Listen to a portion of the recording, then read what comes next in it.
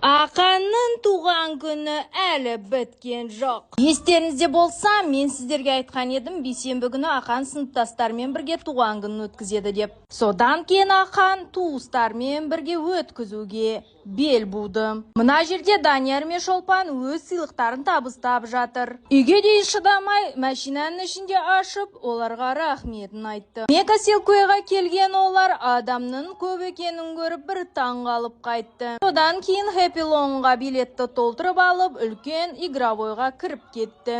Игровойдың ішінде үшеуі 1 сағат ойнап шықты. Жөлдегені соншалық әрқайсы 0,5 судан ішіп бітірді. Содан кейін осындай машинаға отыруға өз кезектерін күтті.